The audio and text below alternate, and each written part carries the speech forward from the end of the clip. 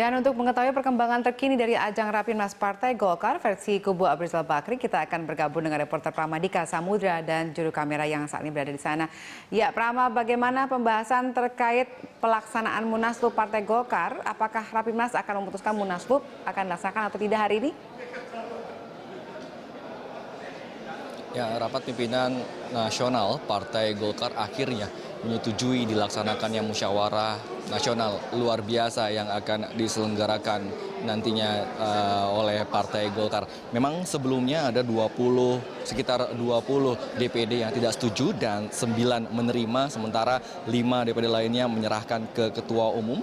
Namun setelah hasil lobi-lobi pada sore ini, atau tepatnya sekitar pukul 4 waktu Indonesia Barat, di mana 34 DPD dan juga organisasi sayap Partai Golkar serta Ketua Umum Partai Golkar versi Munas Bali Abu Rizal Bakri telah menyetujui dilaksanakannya musyawarah nasional luar biasa. Dan ini berarti ada beberapa konsekuensi yang harus diterima. Yang pertama adalah Abu Rizal Bakri harus mengundurkan diri sebagai Ketua Umum Partai Golkar karena ia sebelumnya mengatakan dan ia juga mengatakan sebelumnya tidak akan mencalonkan diri lagi jika nantinya ada musyawarah nasional luar biasa.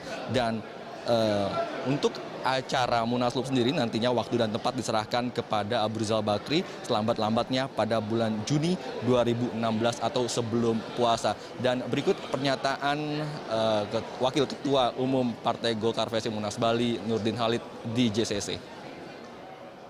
Kepada seluruh ketua-ketua DPD 1 untuk lobi dengan Ketua Umum dalam rangka mencari solusi. Hasil lobi sekalipun yang menolak itu sangat keras untuk tidak munas, tapi setelah kita menjelaskan daripada konsekuensi hukum maupun resiko-resiko politik, akhirnya telah diputuskan dari hasil lobby ini bahwa Rapimnas memutuskan, Ketua Umum Partai Golkar memutuskan bersama DPD 1 untuk diputuskan dari Rapimnas nanti di paripurna ini, yaitu menyetujui dilaksanakan musyawarah nasional luar biasa dengan berpijak kepada keputusan hukum. Artinya bahwa harus ada legal standing yang dikeluarkan oleh Kementerian Hukum. Tetapi intinya Rapimnas menyetujui, Ketua Umum menyetujui diselenggarakan musyawarah nasional luar biasa. Waktu dan tempat diserahkan kepada Ketua Umum Partai Golkar Insinyur Abu Rizal Bakri selambat-lambatnya pada bulan selambat-lambatnya pada bulan Juni 2016 sebelum puasa. Ya, dengan dilaksanakannya Munaslup ini, maka ini berarti memaksa pemerintah untuk mengeluarkan legal standing kepengurusan Partai Golkar agar Munaslup ini nantinya tidak digugat oleh beberapa pihak yang menghendaki Partai Golkar terpecah belah. Sementara itu Nurdin Halid sendiri meyakini bahwa pemerintah nantinya akan mengesahkan kubu Abu Rizal Bakri untuk menyelenggarakan Munaslup dan dengan tetap merangkul kubu yang Munas Ancol yaitu Agung Laksono dan kawan-kawan.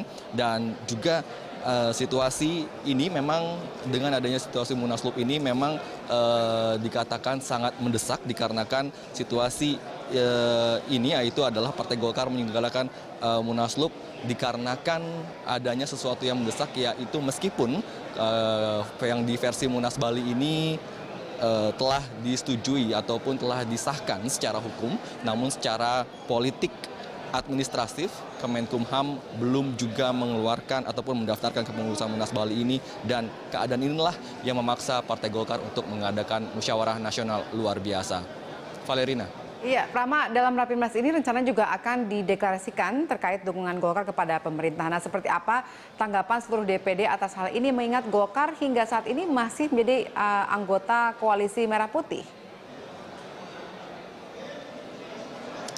Ya, memang tadi kami juga sempat berbicara dengan Wakil Ketua Umum Partai Golkar Nurdin Halid dan juga anggota Partai Golkar Yoris Raweai yang mengatakan bahwa nanti pada rapat paripurna ini juga akan mendeklarasikan dukungan dari Partai Golkar versi Munas Bali kepada pemerintah Jokowi JK, di mana pemerintahan ini dukungan ini nantinya adalah dukungan tanpa syarat, di mana tidak ada dari anggota fraksi Golkar maupun anggota partai Golkar lainnya yang akan meminta jatah kepada pemerintah. Hal ini sesuai dengan Pancasila dan juga Undang-Undang Dasar untuk adanya kemajuan infrastruktur dan juga pembangunan untuk lebih cepat lagi kepada Indonesia dan juga pembangunan nawacita yang dicita-citakan oleh pemerintah Jokowi JK.